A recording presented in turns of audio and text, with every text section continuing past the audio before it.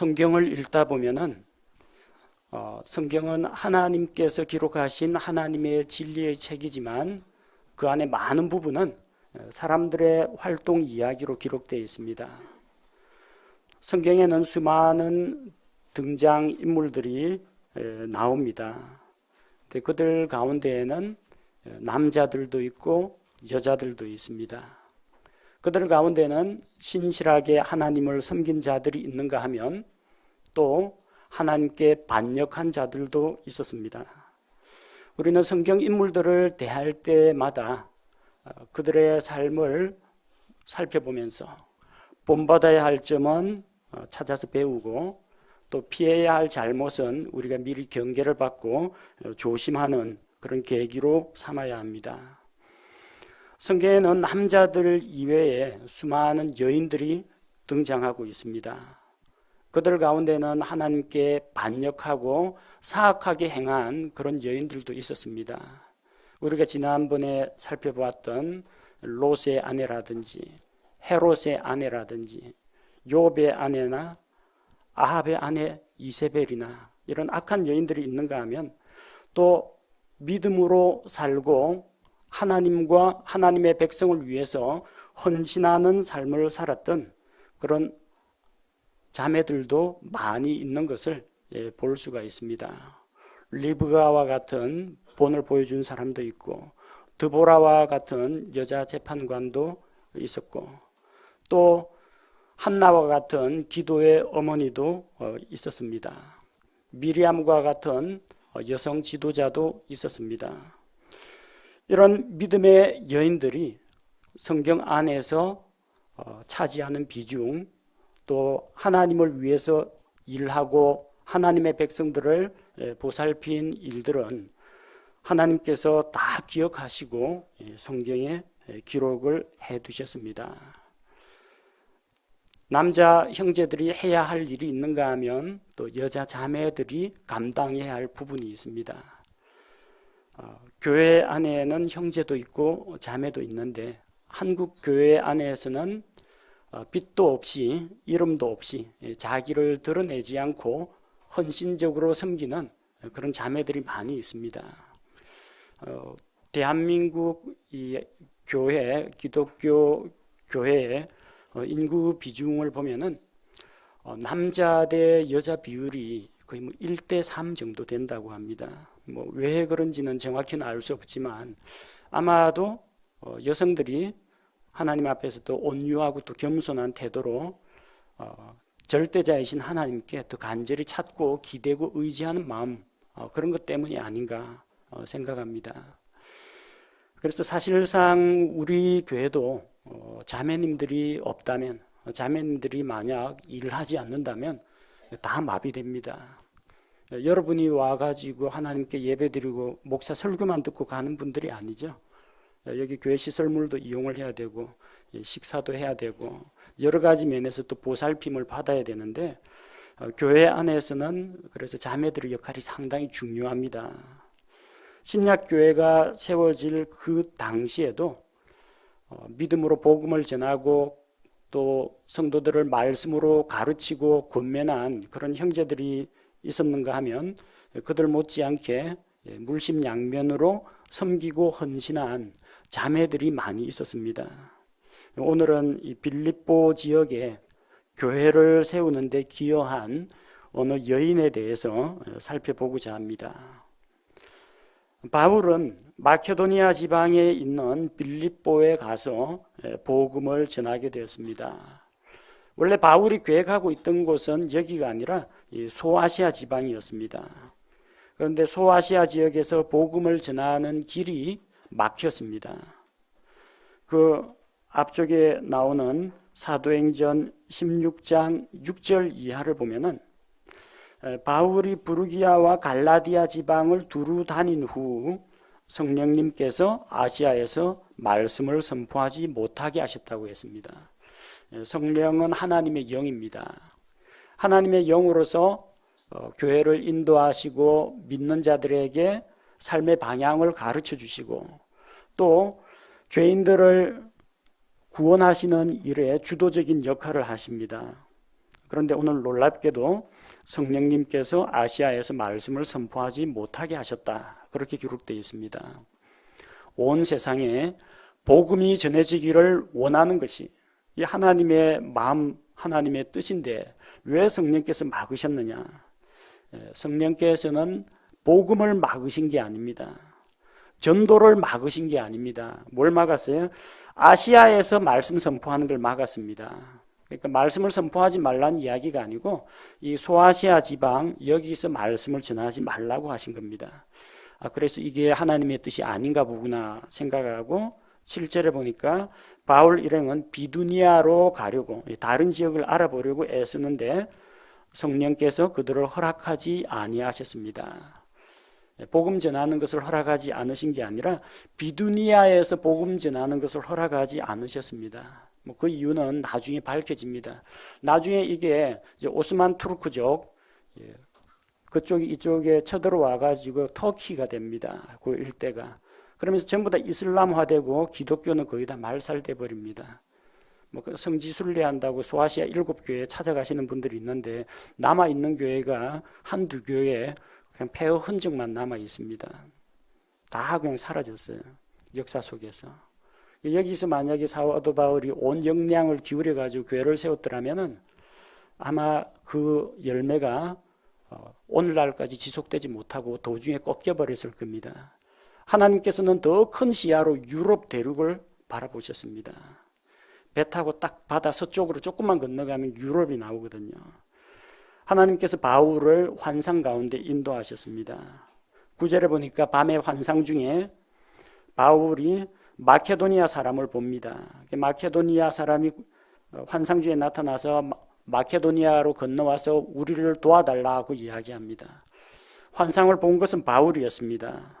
그런데 그 환상을 동료들에게 이야기했더니 10절에 보니까 그가 그 환상을 본 뒤에 주께서 그들에게 복음을 선포하라고 우리를 부르신 줄로 확신하였으므로 바울 일행이 다 동의했다는 겁니다. 환상은 바울 혼자 봤습니다. 그러나 우리를 바로 그 지역으로 부르셨구나 그런 확신을 가지고 이제 배를 타고 마케도니아로 건너갔습니다. 그래서 12절에 보니까 바울 일행은 마케도니아의 으뜸 가는 도시, 가장 크고 번화한 도시입니다. 빌립보라는 지역에 이르렀습니다. 그곳은 로마의 속령이었습니다. 로마의 식민지였고 또 이 유럽과 아시아를 연결하는 그 교두보가 되는 곳이기 때문에 상당히 로마에서 공을 많이 들인 그런 도시였습니다. 자, 그래서 이 빌립보에서 환상을 본 대로 그들에게 복음을 전해야겠다. 바울이 나가서 복음을 전하게 됩니다. 13절에 보니까 안식일에 그 도시에서 나가 사람들이 늘 기도드리는 강가에 앉아서 거기에 모인 여자들에게 바울이 말을 했습니다. 바울은 주로 어디를 가든지 처음에는 유대인들의 회당을 찾아갔습니다. 복음에 대해서 전혀 알지 못하는 이방인들 붙잡고 이야기하는 것보다는 그래도 구약 성경을 알고 있는 사람들, 아브라함 언약, 메시아를 보내주겠다는 그 약속을 알고 있는 하나님의 백성 이스라엘 사람들에게 먼저 복음을 전하려고 했습니다. 그 사람들이 모이는 곳이 있죠. 그 사람들은 유대인들의 회당에서 모입니다. 회당에 가서 유대인들을 대상으로 복음을 전하고 유대인들이 핍박해서 쫓겨나면은 밖에 나가서 이방인들에게도 복음을 전했습니다. 근데 오늘 우리가 읽은 사도행전 16장을 보면요. 16장에는 유대인들의 회당 이야기가 안 나옵니다. 대부분의 지역에는 회당이 있습니다. 유대인 성인 남자 10사람만 모이면 회당 하나를 세울 수 있습니다. 회당을 세우고 그곳에서 하나님의 말씀을 강론하고 그러는데 유대인들의 평생의 꿈은 자기 손으로 말씀을 선포하는 회당 하나 짓는 게 꿈입니다. 그래서 한 10사람 정도 모이면요. 그 사람 중에서 한 사람이 땅 사고 한 사람이 건물 올립니다. 그 금방 짓습니다. 우리 한국 교회 이 교회 성전 건축한다 해가지고 막 예배당 건물 올리는데 한국 사람 열심 도저히 유대인들 못 따라갑니다. 그런데도 빌립보 지역에는 유대인들의 회당이 없었다라는 것으로 봐서 유대인들이 그다지 많지 않고 대부분이 이방인들 그리고 로마 사람들이었다는 것을 알 수가 있습니다. 또 복음을 전하다 보면은 대부분 유대인들이 바울이 무슨 이야기 하는지 알고 모세 율법에 또 하나님의 성전 이런 걸 거부하고 예수라는 사람을 믿어야 한다고 하면서 바울을 핍박했는데 여기 보니까 핍박하는 사람이 유대인들이 아닙니다. 누가 핍박합니까? 로마 사람들이 핍박합니다. 21절에 로마 사람인 우리가 받아들일 수 없는 풍습들을 가르친다 하고 소동을 일으켰습니다. 사람들이. 자, 그걸로 봐서 이 지역은 이방인들이 주로 많이 거주하는 그런 도시였습니다. 자, 회당이 없어가지고 회당 전도는 못하게 됐습니다. 그럼 어디로 가느냐? 사람들이 모이는 곳이면 어디든지 갑니다. 기도드리는 강가로 갔습니다. 그 지역 사람들은 강가에 가서 그 기도를 하는 그런 풍습이 있었습니다. 그 사람들이 다 믿는 사람은 아닙니다. 저마다 강가에 가면 이 사람은 자기 믿는 신 부르고 저 사람은 자기 믿는 신 부르고 전부 다 나름대로 자기가 믿고 의지하는 그런 신을 부릅니다. 신들 많지 않습니까? 그리스 로마 신화에 나오는 올림푸스 12신 그게 기본이고 거기에서 또 수많은 뭐 상인들의 신 그리고 여행자의 신, 뱃사람의 신, 자기들 필요한 대로 신들을 만들어내는 사람들입니다. 그래서 이렇게 기도드리는 강가에 가서 거기 모인 여자들을 대상으로 바울이 말씀을 전하기 시작했습니다. 그때 바울의 말에 귀를 기울이고 반응을 보인 한 여자가 있는데 루디아라는 사람이었습니다. 오늘 우리는 이 본문 말씀을 통해서 옥감장수 루디아가 어떤 사람인지 살펴보고 우리가 루디아의 삶에서 어떤 삶의 본을 배울 것인지 찾아보고자 합니다. 자, 루디아는 어떤 여자인가? 첫 번째로 13절에 보니까 기도하는 여자입니다.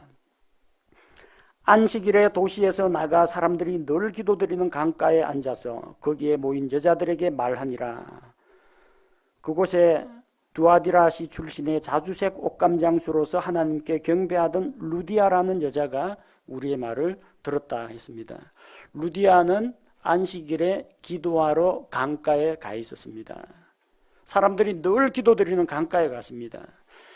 거기에 있는 기도하는 사람들이 모두 다 하나님을 믿는 사람은 아니었습니다.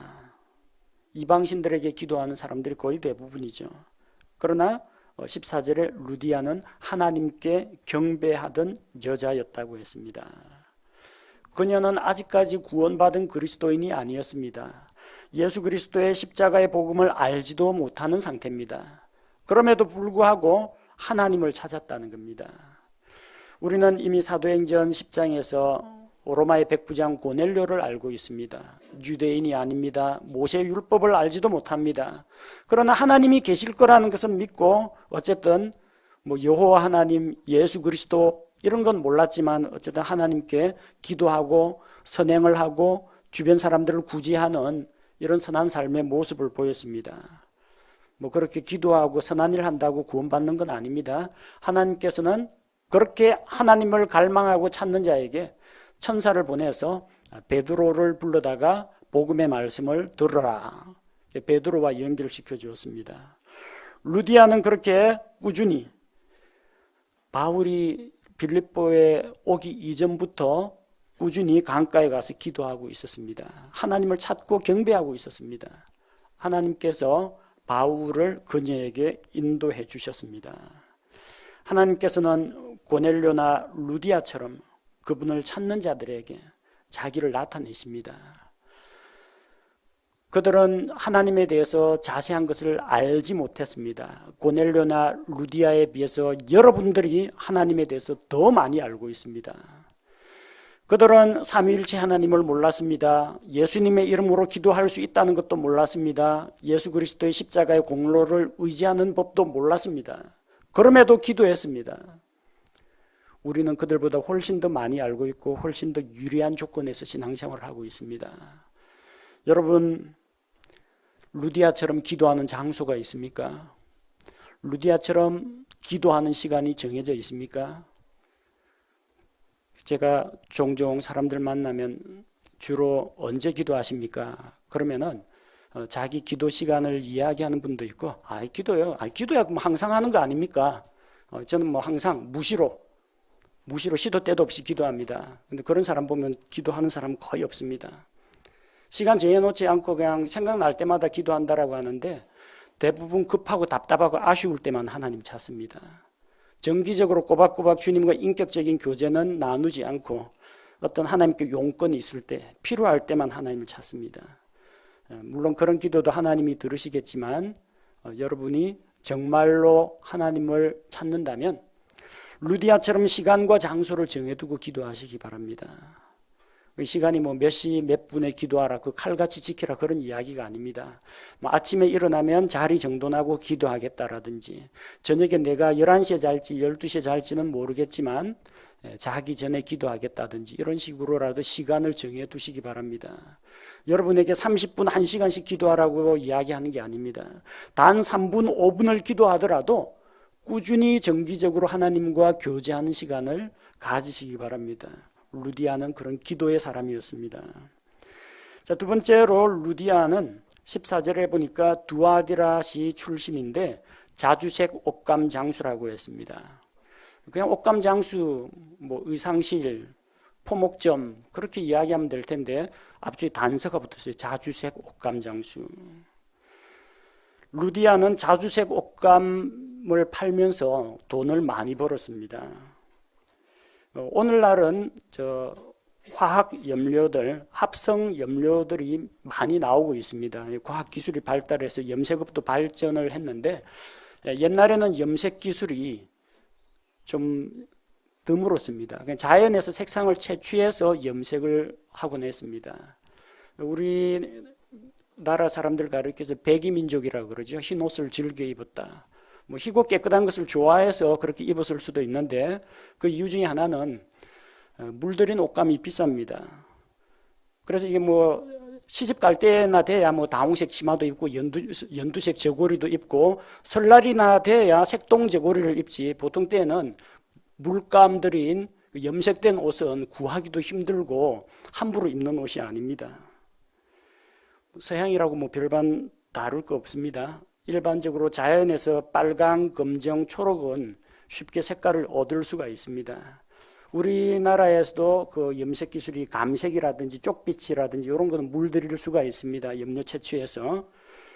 근데 자연계에서 구하기가 제일 힘든 색상이 뭐냐면 보라색입니다. 자연에서 구하기 힘듭니다. 왕이나 귀족들, 부자들만 자주색 옷을 입을 수가 있었습니다. 출애굽기 26장 1절에 보면 성막을 만드는데 사용된 재료 가운데 청색, 자주색, 주홍색 실로 성막 앙장을 만들었다고 했습니다. 자주색이 등장하거든요. 그 자주빛깔 쉽게 구할 수 있는 게 아닙니다. 물들이기가 아주 힘듭니다. 누가복음 16장 19절에 나오는 거지 나사로와 부자 이야기가 나오죠. 나사로는 구걸해서 그날 상에서 떨어지는 부스러기를 먹고 살았는데 부자는 자주색 옷을 입고 화롭게 살았다고 했습니다. 부자들이 입는 옷이 자주색 옷입니다. 그래서 이 자주색 옷감은 타이리안 퍼플 혹은 임페리얼 퍼플이라고 합니다. 황제의 색상이라는 이야기입니다. 이 자주색 물감을 도대체 옛날 사람들은 어디에서 구했느냐 하면 지중해에서 많이 자라는 소라고동, 소라고동 위쪽에 고동 눈이라고 하는 거 있죠. 플라스틱처럼 된 투명한 껍질을 똑 따면은 그 밑에 아가미가 있습니다. 그 아가미 샘에서 나오는 분비물, 그걸로 물을 들였습니다. 독일의 과학자 파울 프리랜드가 진짜 그거 가지고 염색을 할 수 있는지 소라고동을 잡았어요. 염료 1.4g을 얻는데 소라고동 12,000마리를 잡았습니다. 고동살을 먹고 자는 게 아니라 고동이 쬐끄만하잖아요. 거기서 아가미 있으면 고동 아가미가 뭐 크면 얼마나 크겠습니까? 거기서 조금 염료 조금 짜가지고 모으는데 그만큼 구하기가 힘들다는 이야기입니다. 1.4g 가지고는 어림도 없죠. 옷 한 벌 이게 완전히 염색하려면 소라고동을 얼마나 잡아야 하는지 뭐 잡는 건 그렇다 치고 거기서 얼마나 고동 아가미에서 얼마나 즙을 짜내야 할지 한번 생각을 해보시기 바랍니다. 그만큼 비쌌어요. 근데 유독 이 지역에서 이 루디아가 옷감 장수를 할 수 있었던 이유가 그녀가 살던 도시가 두아디라이기 때문입니다. 두아디라라는 그 시에서는 옛날부터 염색업이 발전했습니다. 두아디라가 어디냐면 오늘날 그 터키의 서쪽입니다. 터키 서부 지방입니다. 호모의 일리아드에 보면 두아디라시에서 세계적으로 유명한 자주색 천이 생산되었다 그렇게 기록되어 있는데 여기는 바닷가에서 고동 잡아가지고 하는 게 아니라 꼭두선이라고 하는 풀이 있습니다. 그 풀에서 보랏빛 염료를 얻어냈다고 합니다. 그것도 기술입니다. 1872년 두아디라 지역에서 대리석에 기록된 그리스 비문이 나오는데 거기에 보면은 자주색 옷감을 염색하는 자들 가운데 성공한 리쿠스의 아들인 두아디라 출신의 안티오쿠스를 명예로운 도시의 자선가로 선정했다. 그 비석이 발견됩니다. 보통 우리는 그 도시의 자선가 하면은 뭔가 땅이 아주 많은 그 대지주라든지 아니면 장사를 해서 돈이 많은 어떤 대상인이라든지 이런 사람이 나올 것 같죠? 아닙니다. 자주색 옷감 염색업자가 그 도시에서 제일 기부를 많이 한 명예로운 도시의 자선가로 선정이 되었습니다. 이 자주색 물감이 귀하다 보니까 귀족과 황제, 부자들만 입습니다. 그러니까 이 루디아라는 여인은 주로 상류층 사람들만 상대해가지고 하층민들은 이 옷감 살 엄두를 못 냅니다. 부자들만 상대해서 돈을 많이 벌었다는 겁니다. 원래는 두아디라 지방 출신인데 그쪽이 염색업이 발달했으니까 거기서 아마 물건을 떼다가 서쪽이니까 터키 서쪽이니까 배 타고 건너면 바로 빌립보입니다. 빌립보에 와서 장사하다가 바울을 만난 겁니다. 요한계시록에 소아시아 7교회 가운데 두아디라 교회가 나옵니다. 사도 바울이 두아디라에서 복음을 전했다는 이야기는 성경에 기록되어 있지 않습니다. 아마 소아시아 지역에서 복음이 퍼져나갔거나 아니면 어쩌면 두아디라 출신인 루디아가 자기 고향으로 돌아가서 복음을 전하고 그래서 두아디라 교회가 세워졌을 수도 있습니다. 그녀는 그렇게 해서 돈을 많이 벌었는데 그걸 또 아낌없이 바울 일행을, 바울의 선교 사역을 돕는데 또 사용했습니다.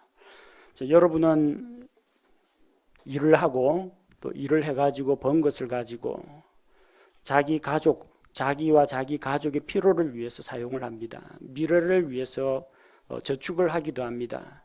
국가에 필요한 세금을 납부하기도 합니다. 주변에 나눠주기도 합니다. 그런 비중 가운데 과연 내가 얻은 것 가운데 하나님께 드리는 것, 또 주변에 나눠주는 것, 나와 내 가족이 아닌 다른 사람을 위해서는 어느 정도 희생하고 어느 정도 베풀고 있는지 한번 생각해 보시기 바랍니다. 루디아는 돈을 많이 버는 이 자주색 옷감 장수였지만 그 돈을 번 거 가지고 사치와 향락을 하는데 돈을 탕진하진 않았습니다. 그녀는 빌립보에 교회가 세워지는데 큰 기여를 한 인물입니다. 세 번째로 루디아는 하나님의 말씀에 귀를 기울인 여자입니다.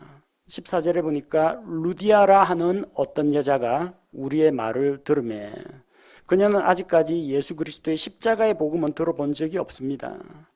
바울이 그 십자가의 복음을 강가에 있던 여러 여자들에게 그 기도하던 여자들에게 말을 했는데 그 중에 한 사람 루디아가 반응을 보였습니다. 루디아가 하나님의 말씀에 귀를 기울였습니다. 그러자 주께서 그녀의 마음을 열어주셨습니다. 주께서 그녀의 마음을 열어주시자 그녀가 바울이 말하는 것들에 주의를 기울였습니다. 순서를 보십시오. 하나님께서 믿지 않는 어떤 사람이 있으면 강제로 그에게 최면을 걸거나 그를 조종해서 하나님을 믿게 만들지는 않습니다. 그가 복음 방송을 듣거나 전도지를 받아보거나 복음 전도자를 만나게 되거나 그때 말씀을 통해서 그에게 이야기하십니다. 만약 그가 진지한 태도로 하나님의 말씀에 귀를 기울이기만 한다면 성경에 대한 배경 지식이 없고 이해력이 좀 떨어질지라도 하나님께서 마음을 열어주십니다. 머리를 깨쳐가지고 지능을 높여주는 것이 아니라 말씀에 대해서 마음을 열어주십니다. 말씀을 받아들일 수 있도록 마음을 활짝 개방해 주십니다. 그렇게 되면 그 사람은 말하는 것에, 바울이 말하는 것에, 복음 전도자가 말하는 것에, 목회자가 설교하는 것에 주의를 기울이게 된다는 겁니다. 주께서 루디아의 마음을 열어주시니 그녀가 바울의 말에 주의를 기울이니라. 우리 복음 전할 때 하나님 이 사람에게 복음을 전할 테니 그의 마음을 열어주십시오. 기도합니다. 그 기도가 응답될 때도 있습니다. 안 될 때도 있습니다. 응답 안 될 때는 왜 안 되느냐? 하나님이 그의 마음을 강제로 부수고 열지도 않기 때문입니다. 그 사람이 복음의 말씀에 관심을 보이고 귀를 기울여야 그의 마음을 열어준다는 겁니다. 사람이 어떻게 말씀을 통해 구원을 받을 수 있습니까? 전도자가 입을 열어서 복음의 말씀을 전해야 됩니다. 선포해야 됩니다. 듣는 사람에게도 책임이 있습니다. 듣는 사람은 앉아서 말씀을 듣고자 귀를 기울여야 됩니다. 그러면 주께서 그의 마음을 열어주십니다. 이것을 우리 자신에게 적용하고 우리가 복음을 전할 대상자에게도 적용하시기 바랍니다. 하나님, 제가 복음을 전해야 될 가족이나 친구가 있습니다. 그들에게 말씀을 전할 때 그들의 마음을 열어주십시오. 그렇게 기도해야 합니다. 그리고 그들은 진지한 태도로 말씀에 귀를 기울여야 됩니다. 그들이 말씀에 긍정적인 반응을 보이면 마음을 열어주시고 받아들일 수 있게 하십니다. 지금 이 설교 시간에도 마찬가지입니다. 목회자는 강단에서 말씀을 선포하고 있습니다.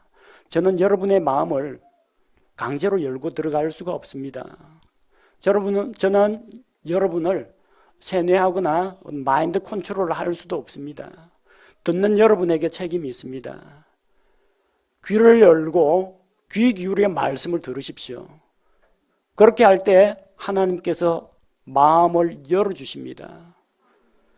그러면은 그 말씀에 대해서 주의를 기울이고 루디아처럼 예수 그리스도를 믿게 됩니다. 그렇게 귀 기울여 듣던 루디아는 마음 문이 열리고 복음의 말씀을 받아들이고 예수 그리스도를 믿고 영접하게 되었습니다. 15절에 보니까 그녀와 그녀의 집안 사람들이 침례를 받고 우리에게 간청하여 이르되, 루디아는 유럽 대륙 최초의 침례 성도가 되었습니다. 루디아는 예수 그리스도를 구원자로 믿고 믿음의 증거로 침례를 받았습니다. 침례가 구원을 받기 위한 전제 조건은 아닙니다. 침례를 받아야만 구원받는 것이 아닙니다. 구원을 받아야만 침례를 받을 수 있는 겁니다. 내가 구원받았기 때문에 예수 그리스도의 명령에 순종해서 회중 앞에서 신앙 고백하고 침례를 받는 겁니다. 침례는 구원받은 자에게 주어진 주님의 첫 명령입니다. 따라서 구원받은 자는 주께서 주신 침례의 명령에 순종해야 합니다. 루디아는 믿고 침례를 받았습니다. 그런데 우리는 여기서 또 한 가지 빠뜨릴 수 없는 것이 15절에 그녀와 그녀의 집안 사람들이 침례를 받고, 그날 강가에서 기도하는 사람은 루디아였지 루디아의 집안 사람들이 단체로 가서 기도했다는 이야기는 없습니다. 루디아는 바울에게 말씀을 듣고 구원을 받았는데 루디아의 집안 사람들은 도대체 왜 어떻게 침례를 받았느냐? 루디아는 자기 혼자만 구원받은 것으로 만족하지 않았습니다. 그녀가 집으로 돌아와서 집안 식구들에게 직접 복음을 전했거나 아니면 집안 사람들을 바울 앞에 데려와서 복음을 듣게 했을 겁니다. 그래서 그녀의 식구들도 함께 말씀을 듣고 믿어 구원받고 침례를 받은 것입니다. 여러분, 내가 구원받았으니까 이제 내 인생과 나의 영원한 미래는 확실하게 결정되었다. 기뻐하고 좋아하고만 있을 것이 아니라 한 가지 남은 것이 있습니다. 여러분의 구원받지 못한 가족과 여러분 친구들 가운데 아직까지 구원받지 못한 사람이 있다면 그들에 대해서 안타깝고 불쌍하게 여기는 마음을 가져야 합니다. 루디아는 가족 구원에 관심이 있었습니다. 그렇게 관심을 둘 때 하나님께서 길을 열어주셨습니다. 그녀가 직접 복음을 전했거나 아니면 바울을 초청해서 말씀을 듣게 했을 겁니다. 루디아처럼 자기가 구원받은 것으로만 만족하지 말고 자기 주변에 있는 사람들의 구원을 위해서 기도하고 그들에게 말씀을 전하는 그런 성도가 되어야겠습니다. 또한 15절 말씀해 보니까 그녀가 우리에게 간청하여 이르되 만일 당신들이 나를 주께 신실한 자로 판단하였거든 내 집에 들어와 거기 머무소서 하고 우리를 강권하더라.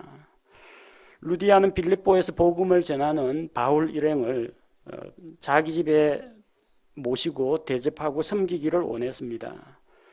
이것은 바울이 요청한 것이 아닙니다. 우리 지금 떠돌이 복음 전도자라서 마땅한 숙소도 없는데 여기 며칠만 좀 얹혀 삽시다 그렇게 제안을 한 게 아니고 루디아 쪽에서 먼저 제안을 했습니다. 오히려 바울은 그 제안을 거절했습니다. 본문에 보니까 루디아가 간청했다고 합니다. 간청, 간곡히 청했다는 겁니다. 왜 간곡히 청했을까요? 자꾸 사양하니까. 그냥 이야기했는데 덥석 받아가 감사합니다 이랬으면은 더 이상 간청하지 않아도 됩니다. 그 뒤에 나오는 거 보니까 루디아가 그들에게 강권했다고 합니다. 강권. 강제로 권한다면 그러지 마시고 제발 고집 피우지 마시고 우리 호의를 무시하지 마시고 한쪽은 거절하는 입장이고 한쪽은 자기 집을 내놓겠다고 자기 집을 공개하겠다고 나서는 입장입니다. 왜 이런 일이 일어났을까? 아마도 루디아가 남편이 없는 상황이었기 때문일 겁니다. 여기 본문에 말씀해 보니까 루디아가 내 집에 들어와라고 이야기합니다. 자기 집이에요. 그리고 본문에 자기 집안 사람들은 등장하는데 보통 부부가 같이 있으면 남편이 등장해야 되는데 남편은 이야기에서 빠져 있습니다. 그녀가 남편을 잃고 과부가 되었을 수도 있고 아니면은 남편은 두아디라시에서 염색업을 하고 있고 부인인 루디아는 두아디라에서 물건을 떼다가 빌립보에 와서 파는 부부가 따로 떨어져서 생활하는 것일 수도 있습니다. 참 이게 난처한 상황입니다. 남편 없이 여자 혼자 있는 집에 들어가서 바울이 머문다는 것이 조금 아마 부담스러웠으리라고 생각합니다. 성경에 이런 예들이 있습니다. 하나님께서 아합 왕 시절에 3년 반 동안 기근을 내리셨을 때 하나님께서는 대언자 엘리야를 저기 두로와 시돈 지방으로 보내서 사르밧 과부 집에 들어가서 거기서 복량을 받으라고 했습니다. 뭐 가난한 과부가 가진 그 빵 쪼가리 뺏어 먹는 거 이것만 해도 지금 부담스러운데 과부 집에 들어가서 대언자와 같이 살라고 합니다. 기근 끝날 때까지. 주변에서 쉬쉬하면서 전부 다 소문 퍼질 거 아닙니까? 저기 저 과부 집에 들어가서 살고 있는 남자가 있다. 안 좋은 소문 퍼질 거 아닙니까? 엘리야가 얼마나 부담스럽겠습니까? 엘리사 때는 괜찮아요. 엘리사 때는 그 한 여인이 자기 남편에게 이야기합니다. 이 하나님의 사람이 우리 집 앞을 자주 지나가는데 우리가 2층 방 하나를 내놓고 하나님의 사람이 지나갈 때마다 거기서 쉬었다 가고 또 거기서 책을 읽을 수 있도록 책상하고 등잔을 예비합시다. 남편한테 이야기를 합니다. 엘리사는 괜찮은데 엘리야는 부담스럽습니다. 여자 혼자 사는 집에 들어가서 혹시 또 안 좋은 간증이라도 주변에 퍼질까 봐. 바울도 상당히 곤혹스럽습니다. 들어가도 되나? 근데 루디아가 뭐라고 이야기합니까? 루디아가 만일 당신들이 나를 주께 신실한 자로 판단하였거든 내 집에 들어와 거기 머무소서. 나를 이상한 여자로 보시지 마시고 나를 여자로 보지 마시고 내가 그리스도 안에 있는 한 자매라고 생각하고 내가 엉뚱한 어떤 이상한 생각 품은 여자가 아니라 하나님 앞에 신실한 여자라고 보거든 들어오시고 나를 이상하게 남자 유혹하는 그런 여자로 보이거든 들어오지 마시고 이런 말까지 해야 될 상황입니다. 그만큼 강권했다는 이야기입니다. 참 이렇게 해서 감사하게도 바울에게는 빌립보에 베이스 캠프가 생겼습니다. 언제나 이게 떠돌이 전도 여행을 하다 보니까 뭐 다행히 바울이 가진 기술이 천막 만드는 기술이기 때문에 뭐 집 없는 서름은 없겠죠. 어쨌든 천막 조립해서 만들어서 거리에서 천막 치고 자고 아침에 천막 걷고 다시 전도하면 되니까. 근데 이제 안전하고 따뜻한 보금자리에서 식사 대접 받아가면서 빌립보 지역에 복음을 전할 수 있게 됐다는 겁니다. 루디아처럼 이렇게 말씀 사역자를 섬기는 사람이 필요합니다. 만약에 우리 교회에 외국에서 선교사가 방문을 한다. 뭐 호텔 방을 잡아드릴 수도 있습니다. 그런데 선교사님이 이곳 교회 성도와 교제를 하면서 홈스테이 하고 싶습니다 할 때 여러분 가정에 저기 선교사님 하룻밤만 모시고 식사 대접하고 잠자리 제공하고 교제 나누실 분 하면은 과연 몇 분이나 지원하실지 그런 일이 없어가지고 잘 모르겠습니다. 만약 그런 일이 있었을 때 여러분 가정을 공개하고 쉴 곳을 내어줄 준비가 되어 있습니까? 종종 우리 오후에 소모임을 할 때 자기 가정을 공개하시는 형제 자매님들이 있는 것으로 압니다. 그 쉬운 일 아닙니다. 집안에 있는 거 다 보여줘야 되거든요. 살아가는 모습을 보여줘야 되고 모든 사람이 그렇게 다 가정을 공개할 수는 없습니다. 그런데 이렇게 다른 사람들, 다른 형제 자매를 섬기기 위해서 가정을 공개하고 또 식사를 대접하고 그런다는 것은 하나님 보시기에 참 아름다운 것입니다. 자, 그렇다면 루디아는 말씀 사역자인 바울에게만 그렇게 친절을 베풀었느냐? 그러진 않습니다. 루디아는 말씀 사역자를 도와줄 뿐만 아니라 다른 성도들을 섬기는 여자였습니다. 자, 바울은 그 베이스 캠프가 되는 루디아 집에 근거지를 두고 나가서 복음을 전했습니다. 그러다 보니까 이 시장에서 점치는 영에게 사로잡혀 가지고 점치는 일을 하는 어떤 소녀를 보고 그녀에게서 악령을 내쫓았습니다. 그래서 점을 못 치게 됐어요. 악령의 지배에서는 벗어났는데 그 여종의 주인들이 노했습니다. 신통력을 잃어버렸다.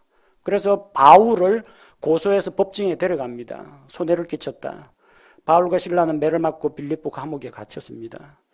그리고 밤에 찬양을 드릴 때 옥문이 열리고 결박이 풀어졌습니다. 간수가 죄수들이 도망간 줄로 알고 감옥 안에 자살하려는데 바울이 그를 불러들입니다. 그리고 그날 빌립보 감옥에서 간수가 구원을 받았고 역시 그 간수의 가족들도 구원을 받았습니다. 그래서 이 로마 시민권을 가진 바울은 자기가 로마 사람인 것을 이야기하고 그 집행관들에게 정중하게 사과를 받고 빌립보를 떠나서 데살로니가 지역으로 건너가게 됩니다. 40절에 보니까 그들이 감옥에서 나와 바울과 실라 이제 감옥에서 풀려났습니다. 감옥에서 나와 루디아의 집에 들어가 선교 본부죠. 형제들을 보고 그들을 위로한 뒤 떠나니라. 이 형제라는 것은 바울과 실라가 주변에 사촌형이나 뭐 이종 사촌형이 있었다는 이야기는 아니고 그리스도 안에 있는 형제들, 성도들을 이야기합니다. 말만 형제라고 돼 있지 보통 형제들 하면 형제 자매들, 교회 성도들을 이야기합니다. 그동안 빌립보 지역에서 열심히 복음을 전하고 또 전도의 열매가 생겨가지고 성도들이 불어났다는 이야기입니다. 그래서 루디아의 집에서 형제들이 모였습니다. 당시에는 이 예배당 건물을 올리고 한 게 아니라 가정집에서 모였습니다. 루디아의 집이 빌립보 교회입니다. 그 안에서 교회 성도들이 모였기 때문에 빌립보 지역에 있던 성도들은 루디아의 집에서 모임을 가졌습니다. 뭐 선교사님이 왔을 때 하룻밤 잠자리를 내어드리고 식사 대접하는 건 별 어려운 일이 아닙니다. 조금 있으면 떠납니다. 하루 이틀 지나면 떠납니다. 그때까지만 참으면 됩니다. 근데 이제 빌립보 지역에서 상설 모임을 갖게 되었습니다. 가족이 아닌 외부인을 자기 집안에 들인다는 것은 쉬운 일이 아닙니다. 여기 통 크고 넉살 좋으신 형제님들은 괜찮아 우리 집에 와 하는데 집에서 준비하는 자매님들은 신경이 바짝 쓰입니다. 손님 접대하고 손님 치러야 될 걸 생각하면은 그 힘든 일이에요. 근데 아예 자기 집이 예배 초소가 되어버렸습니다. 성도들이 수시로 들락거려야 됩니다. 없으면 뭐 필요한 거 있으면 저 루디아 자매님 뭐 없습니까? 뭐 필요합니다 하면은 다 내줘야 됩니다. 시설을 제공하는 걸로 끝이 아닙니다. 그 집에서 음식을 다 만들어서 대접을 해야 됩니다. 뭐 필요한 거 있으면은 성도들의 쓸 것을 다 공급해야 됩니다. 이렇게 루디아 자매가 성도들을 헌신적으로 섬긴 덕분에 빌립보 지역에 유럽 최초로 신약교회가 탄생합니다. 그리고 바로 그것이 우리가 갈라디아서, 에베소서, 빌립보서에서 이제 빌립보 교회가 등장하는 겁니다. 루디아 자매와 빌립보 감옥에서 구원받은 간수의 가족과 점치는 그 악령에게서 해방된 그 소녀와 바울이 전도했던 그 형제들과 이 사람들이 모여서 빌립보 교회를 세우게 된 겁니다. 교회 창립 멤버입니다. 참 우리가 빌립보서를 읽을 때마다 감사와 감격이 넘칩니다. 보통 이제 갈라디아서, 골로새서, 고린도전서 읽어보면요, 천사 숭배하지 마라, 율법주의로 돌아가지 마라, 교회 안에서 파당 일으키지 마라, 그리고 저 유치한 육신적인 일을 일삼는 갓난아이 그리스도인이 되지 말라, 온갖 책망들로 가득 차 있습니다. 빌립보 교회는 야단을 맞지 않습니다. 주 안에서 항상 기뻐하라, 나와 함께 기뻐하라, 너희 빛을 사람들 앞에 드러내어라. 칭찬 일색입니다. 한 가지 아쉬운 점이 있다면 빌립보서 4장에 내가 유오디아에게 간청하며 순두교에게 권하노니 주 안에서 같은 생각을 품으라. 세워질 때부터 자매 파워가 센 교회입니다. 루디아부터 그 점치는 영에게 해방된 그 소녀부터 창립 멤버들 가운데 여성 입김이 셉니다. 그러다 보니까 교회 안에서 유오디아하고 순두교 자매가 이제 싸운 모양입니다. 그래서 같은 마음을 품으라. 이거 말고는 야단 맞은 일이 없어요. 빌립보 교회는 어려운 가운데에서도 사도 바울의 선교 후원금을 2번 이상 보내고 돌봐주었습니다. 칭찬받는 교회가 되었습니다. 이런 아름다운 신약교회, 빌립보 교회 같은 교회가 어떻게 탄생하게 되었느냐?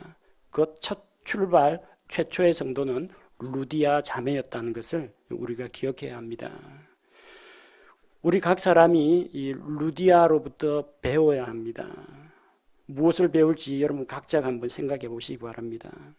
루디아처럼 하나님께 경배하며 기도하는 성도가 되어야 합니다. 시간과 장소를 정해두고 꾸준히 지속적으로 기도하는 성도가 되어야 합니다. 루디아처럼 하나님의 말씀에 귀를 열고 귀 기울여 들어야 합니다. 귀 기울여 들어야 하나님께서 마음을 여시고 그 말씀을 깨닫고 이해하고 받아들일 수 있게 도와주실 수가 있습니다. 루디아처럼 자기만 구원받지 말고 가족과 친구들 구원에 관심을 쏟아야 됩니다. 루디아는 그 집안 사람들이 모두 복음을 듣고 믿어 침례를 받았습니다.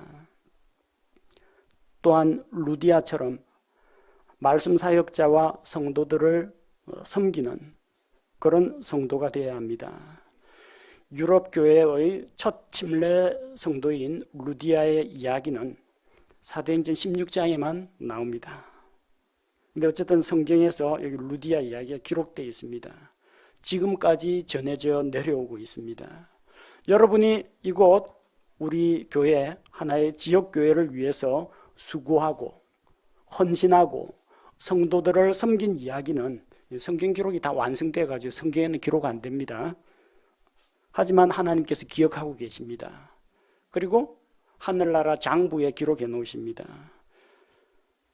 그리스도의 심판석 앞에 여러분이 서게 될 때 여러분의 회개 장부 안에는 여러분이 주님을 위해서 흘린 눈물, 여러분이 믿지 않는 혼들을 위해서 구원하기 위해서 복음을 전하고 헌신한 일들, 사역자와 다른 성도들, 형제자매들을 섬기기 위해서 수고하고 애쓰고 베푼 그런 내용들이 회개장부에 주렁주렁 열매로 기록되어 있습니다.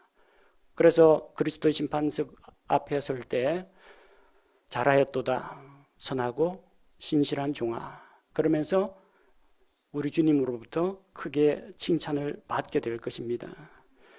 우리도 루디아처럼 주님을 신실하게 섬기고 또 형제자매들을 섬기고 주님 앞에서 선한 열매가 가득하여 칭찬받고 상급받는 그런 성도들이 되어야겠습니다.